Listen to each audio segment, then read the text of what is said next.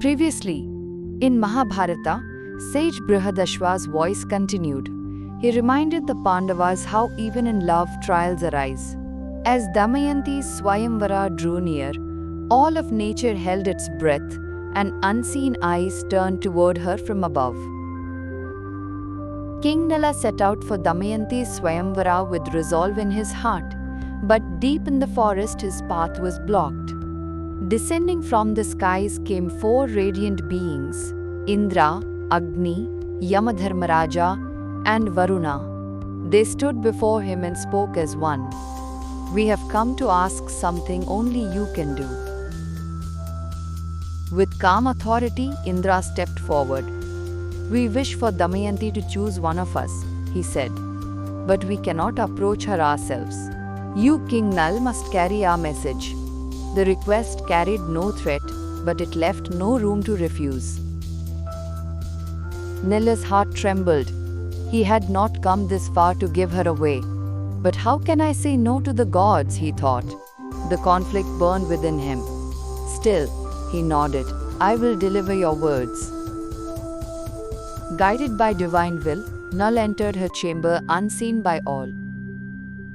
When Damayanti turned to face him, he spoke not of his own desire, but of the god's plea. His voice was steady, but his eyes could not hide the sorrow. Damayanti listened quietly, and when he finished, her reply came without pause. "Let them be gods," she said, "but my choice is already made. It is you." Her voice did not rise. It didn't need to. The day arrived. Royal guests filled the grand hall. 5 men stood before her, all bearing Nalal's form. She looked closely at the 5 identical figures. Only one blinked, stood with dust on his feet, and cast a shadow. One alone bore every human sign. A shadow, a breath, a pulse. She stepped forward. "That is my Nalal." With slow and steady steps, Damayanti approached the 5 forms. Her eyes never left the one that held her heart. She placed the garland around his neck, the real Nala. There was no hesitation. The Devas smiled, their forms glowing. "She has chosen with clarity," said Indra. "May your union be protected by the gods." Coming next. But not all were satisfied.